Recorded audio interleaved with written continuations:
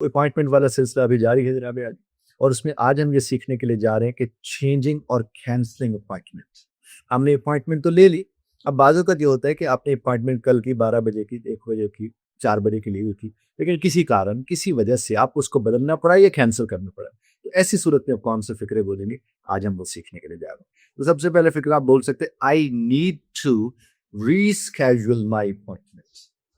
I need to, मुझे ज़रूरत है रीशेड्यूल करने की अपनी अपॉइंटमेंट को। तो I need to reschedule my appointment, यानी आपने उन्हें कॉल करके कहा कि जनाब मेरी जो अपॉइंटमेंट का जो टाइम था मुझे उससे हटकर कोई और वक़्त चाहिए। तो उसे आप रीशेड्यूल कर रहे हैं।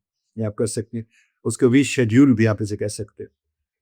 लेकिन रीशेड्यूल चूँकि ज़्यादा वो अमेरिकन उसको इस्तेमाल करते हैं और शेड्यूल जो है वो ब्रिटिश वाले इस्तेमाल करते हैं।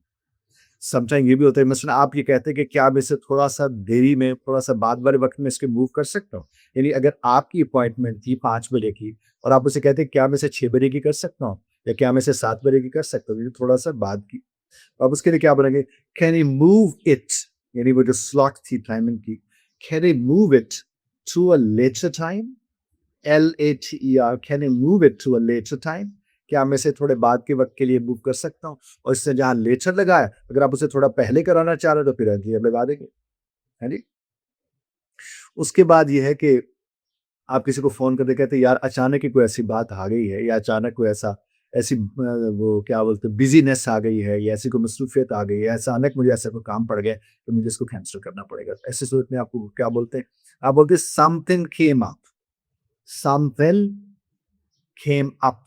वो समथिंग जिसे हम बोलते हैं, उसमें आपको ने ग का साउंड आखिर में नहीं बोलना। आपने कहना है कि समथिंग केम अप, कुछ ना कुछ ऐसा आन पड़ा अचानक, सो आई नीड टू कैंसल, मुझे इसको कैंसल करना पड़ेगा। और उसमें आखिरी फ़िक्रा ये है, ये भी बड़ा अहम है।